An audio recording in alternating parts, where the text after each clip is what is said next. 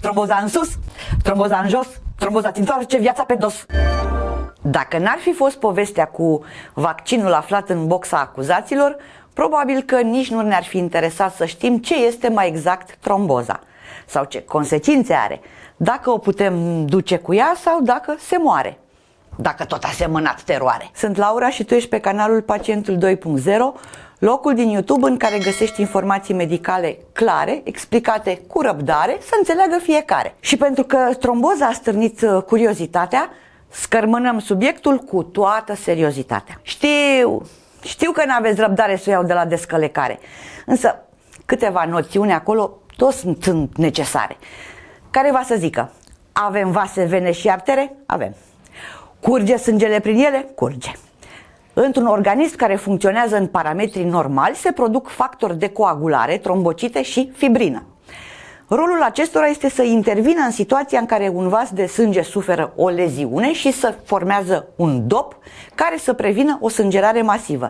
Așadar, capacitatea sângelui de a se coagula este un lucru bun și ne ține în viață în astfel de situații. Beleaua e când factorii de coagulare sunt produși în exces și se formează cheaguri numite trombi, care îngreunează sau obstrucționează circulația sângelui. Beleaua este și mai mare când tembelul ăla de tromb o ia creanga prin fluxul sanguin, se opintește pe traseu și se pune de-a curmezișul, blocând fluxul de sânge către inimă, creier sau plămâni. Așa se produce cel mai adesea atacul de cord, accidentul vascular cerebral și embolia pulmonară. Despre atacul de cord și accidentul vascular avem două videouri distincte, găsești link-urile în comentarii. Un cheag care se rupe în bucăți, bucățile călătoresc prin sânge și se opresc în plămâni, determină embolia pulmonară, care poate fi fatală, dacă este masivă, chiar în câteva minute. Să ne întoarcem la tromboza venoasă profundă, care, deși este periculoasă, având în vedere complicațiile, poate fi tratată de medic, nu de înfășurarea picioarelor cu frunze de varză. În tromboza venoasă, cheagurile se formează de cele mai multe ori în venele de la nivelul picioarelor, prezența varicelor constituind un factor de risc. Semnele clasice ale existenței cheagurilor sunt inflamarea cel mai frecvent a gambelor, deși este posibil și a piciorului sau a coapsei, însoțită de crampe și disconfort accentuat, în special la mers sau la statul în picioare. Apoi mai sunt observate modificări de culoare a pielii în roșu sau albăstrui și o diferență de temperatură între piciorul bolnav și cel sănătos, în sensul că cel bolnav este mai cald.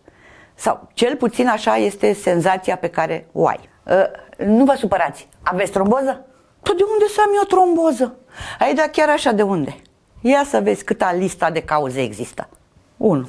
Ai bulit vena în urma unui traumatism, a unui accident ceva. Că nu o să ai tu doar vene de titan. Dar poate s-a întâmplat chiar în urma unei intervenții chirurgicale. 2.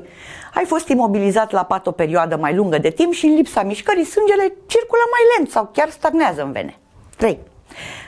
Ai o deficiență a unor substanțe din sânge care au rolul de a-l fluidiza. 4. Ai sângele mai gros pentru că nu bei suficientă apă și te smochinești de la deshidratare. Nici eu n-am băut apă azi. Iei diuretice, pilule contraceptive sau tratament de substituție hormonală. 5. Tratamentele cu citostatice au și ele ca efect secundar producerea de cheaguri de sânge. 6. Sarcina. Pune presiune pe venele picioarelor și favorizează producerea cheagurilor. Și ca să vezi ce curvă-i viața, factori favorizanți pentru tromboză sunt vârsta, obezitatea, colesterolul mărit, fumatul. Sunt Laura și tu ești pe canalul Pacientul 2.0. Dă-te aproape la chestionar și spune drept. Te-ai abonat? Hai, fă și mie o bucurie până îți vorbesc de embolie. De embolie aveți? După infarct și accident vascular cerebral, embolia este a treia cauză cardiovasculară de deces. Cheagul ăla, trombul, ajunge la arterele pulmonare și le poate astupa parțial sau complet, nemai lăsând sângele să circule. Severitatea simptomelor ține de cât de mare este cheagul și cât de puternicos sunt plămânii. La o persoană cu sănătatea mai șubredă, care mai are și alte probleme, o să fie mai severe. Simptomele astea apar și se succed pe repede înainte.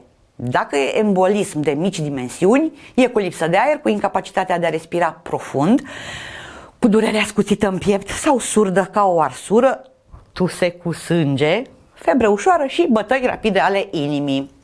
Este desigur o urgență medicală majoră.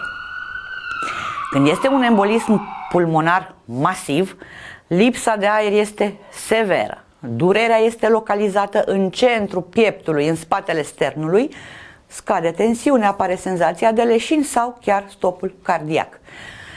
Dacă se intră în stop cardiac, din păcate, resuscitarea este inutilă, nu se mai poate face nimic și asta nu e glumă. Te-ai speriat? Foarte bine.